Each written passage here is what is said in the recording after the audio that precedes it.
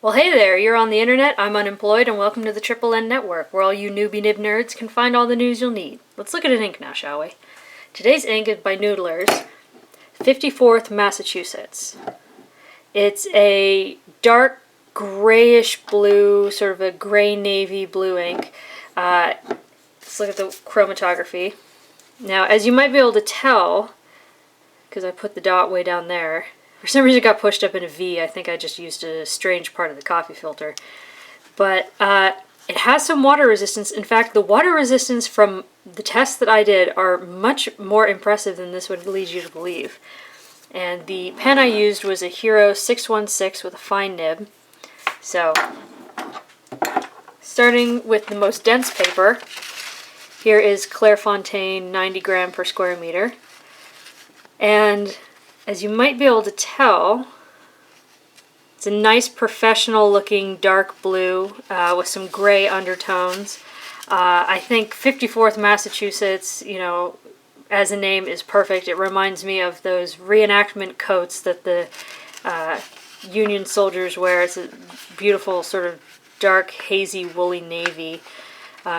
Here in the water test, the only thing that really shows you that there was a water test is how effective the paper is, because, I mean, look at that.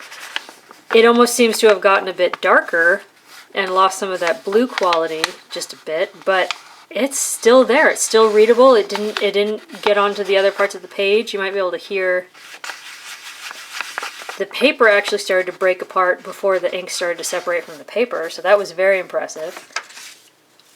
Up next is Rhodia 80 grams per square meter. Again, very well behaved. It took 12 seconds to dry on Clairefontaine. It took 10 on Rodya. And again, the water test, very impressive. It's the reshaping of the paper that really lets you know that a water test was done at all. It's as you might be able to tell a little bit better here, it got a bit grayer, but yeah, still readable. Still great performance. Next is Tomoe River, which is a cream-colored paper, and I think sort of brings out the blue qualities a bit better. Okay, not where it says swabs. That's that's a different pen and a different ink. But here, you can sort of, I feel like it came out more blue than it did on the other paper. So cream paper seems to bring out the blue qualities, and again, the water test, fantastic. I mean, look at that. That's legible. It didn't explode. It didn't wash away. And Tomoe River really seems to like to let ink just wander away once water touches it. But that is very impressive. I was very impressed with that. However, this is the longest dry time we've seen so far, 14 seconds. However, you do get great shading.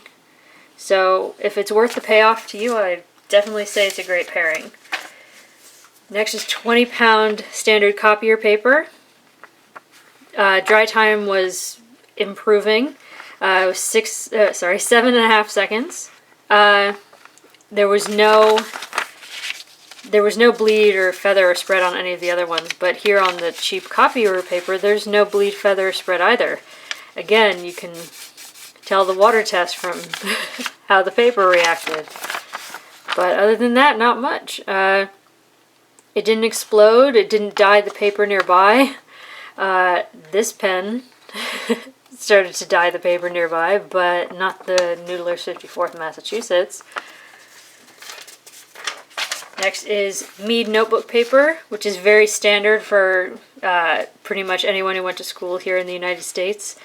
Here it looks very gray and very flat, and there was a bit of spread. There was the odd feather, and there was a bit of bleeding. However, not as much as I would have expected on such extremely cheap, thin paper. And again, deeply impressive water test. As you can see from the swab, it gets very flat. There's not a lot of dimension to this. And lastly, Moleskin notebook paper, which is again sort of a creamy color, and I feel again sort of brings out more of the blue than the gray. The water test deeply affected the paper, and again, did not affect the ink. It's very readable, it's very clear. There was some feathering, as you might be able to see in Quick and Brown. There was some spread. However, it wasn't atrocious. It didn't turn everything into a little cactus. There was some bleed through, and while it would have made writing on this side of the paper uncomfortable, it would not have made writing on the next page undesirable.